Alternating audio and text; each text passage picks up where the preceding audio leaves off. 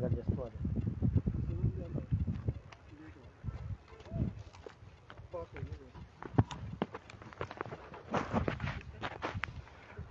को बहुत नमस्कार। और सभी को सुनना बहुत अच्छा रहा, जितना भी मैं सुन पाया कैमरा एडजस्ट करते हुए। मैं जितना सबका सुन पाया उससे थोड़ा सा मैं जुड़ा भी, और मेरा एक अपना अनुभव भी रहा है अपने देश के प्रति, समाज के प्रति, या एक निजी व्यक्ति होने के प्रति, कि अगर आप किसी एक व्यक्ति का भी जीवन में कुछ सकारात्मक परिवर्तन लेके आ रहे हो तो तब भी आप देश की अच्छाई में योगदान दे रहे हो। तो जब मैं संस्था से जुड़ा, धात संस्था से जुड़ा, तो उससे पहले और बाद में बहुत अंतर है मुझ में। अगर कुछ लोग मुझे जानते होंगे तो यहाँ बहुत ज़्यादा सकारात्मकता मुझे मिली, बहुत अच्छा परिवर्तन मुझे देखने को मिला। और एक चीज़ मैं ये चीज़ नोटिस करता हूँ कि कुछ लोग जो बहुत नकारात्मकता में रहते हैं ना, अगर उनको एक बड़े स्तर पर सकारात्मकता भी मिलती है ना, तो भी वो कंफर्टेबल नहीं फील करते। जैसे ऐसा होता है कि हमें कोई बुरा व्यक्ति मिल जाता है तो हम उसके साथ कंफर्टेबल फील नहीं करते, दूर रहते हैं उससे। ऐसा ही उल्टा भी होता है। अगर कोई व्यक्ति बहुत नेगेटिविटी में रहता है और पॉजिटिविटी उसको बहुत ढेर सारी मिल जाती है, हर जगह पॉजिटिविटी मिल रही है, तो भी वो कंफर्टेबल फील नहीं करता है कि यार इतना अच्छा अच्छा कैसे हो रहा है, अभी तक तो बिल्कुल नहीं था। तो जब मैं धात संस्था में जुड़ा था तो शुरुआत में ऐसा ही था। उसके बाद क्योंकि पॉजिटिविटी ही पॉजिटिविटी है, सब इतने सहयोग करने वाले हैं, मुझे इतना प्यार मिलता है, मुझे भी रिस्पेक्ट मिलती है जब मैं कॉलिंग वगैरह करता हूँ आप सभी को, और आप खुद भी इतने प्यार से बात करते हैं मुझे। तो तब मेरा जो परिवर्तन हुआ है, मेरी जो पर्सनालिटी चेंज हुई है, बिल्कुल इतना आराम से मैं बोल पा रहा हूँ ना, वो भी मैं बिल्कुल संस्था को श्रेय देता हूँ, तन्मय जी को श्रेय देता हूँ, लोकेश जी को श्रेय देता हूँ, और सबसे ज़्यादा तो बिमल रतोड़ी जी को मैं कहना चाहूँगा। उनका बड़ा योगदान रहा है। उन्होंने ही मुझे कहा था कि तू एक बार यहाँ पे जाके देख, कुछ हल्का फुल्का काम कर। तो मतलब यही है कि बिमल जी ने मुझे ज़रा सा वो कहा था कि आप यहाँ पे जाओ, ये काम करो, तो उनका भी देश में योगदान है, मैं ये कहना चाह रहा हूँ। क्योंकि आप किसी एक व्यक्ति को पॉजिटिव फील करा रहे हो, वो जब पॉजिटिव फील कर रहा है व्यक्ति, वो कुछ ना कुछ योगदान छोटा मोटा तो देगा अच्छा करने में। वो दूसरे को अच्छा फील कराएगा, इससे समाज अच्छा होगा, देश अच्छा होगा। तो बस ये कुछ छोटी छोटी सी चीज़ें बहुत बड़ा योगदान दे सकती हैं, ये मैंने महसूस किया है। और हमेशा से मैं आभार व्यक्त करता हूँ और सभी का करता रहूँगा कि जितने भी लोग मुझे सुन रहे हैं अभी, आप सभी लोग, या जितने लोग भी मुझे अभी नहीं भी सुन रहे हैं, आप मुझसे मिलते रहते हैं धात संस्था से जुड़े हुए, तो बहुत प्यार मिलता है, बहुत अच्छा फील करता हूँ। उसके लिए आप सभी का बहुत धन्यवाद। और ठीक है, मैं ज़्यादा कुछ नहीं कहूँगा। बहुत धन्यवाद सुशील पुरोहित जी।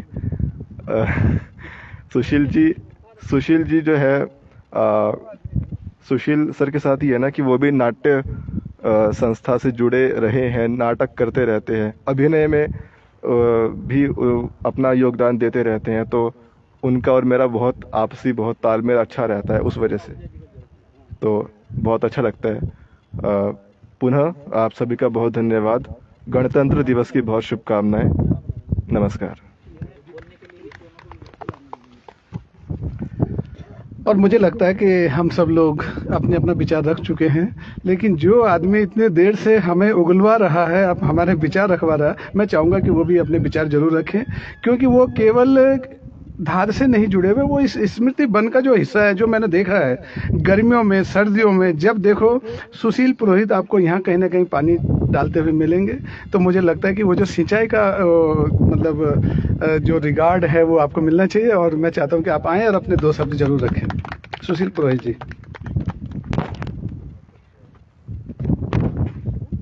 धन्यवाद शांति भाई साहब। लगातार मैं बोल ही रहा था आप लोगों के बीच में, तो अभी असल में भोजन की भी तैयारी है। विचार मेरा सिर्फ अब जो मेरे जीवन का एक उद्देश्य रह गया है, किस धरती का हिस्सा जितना भी आप हरा भरा कर सकते हैं उतनी कोशिश हम लोग कर सकते हैं। अभी जो ये जंगल आप ऊपर देख रहे होंगे, अभी इसको लेकर के भी मैंने माननीय मुख्यमंत्री जी के यहाँ दस्तखत करके एक पत्र दिया है। दूसरा, जिस दिन हमारे विधायक साहब यहाँ पर आए थे उस दिन भी उनसे मैंने एक व्यक्तिगत आग्रह किया था कि जो ये एकमात्र हमारा नज़दीकी जो जंगल रह गया है इसको हम किस तरीके से अभी बचा सकें। तो उन्होंने भी आश्वासन दिया और पुलिस और वन विभाग को उन्होंने निर्देश दिए कि आप लगातार इस क्षेत्र में आप निरीक्षण कीजिए और जो आपराधिक जो असामाजिक तत्व यहाँ पर है आप उनको दंडित कीजिए। तो मेरा तो यही निवेदन है, हमारी जो आसपास जितने जगह हमें हरियाली को पैदा करने के लिए मिलती है हम लोग करें।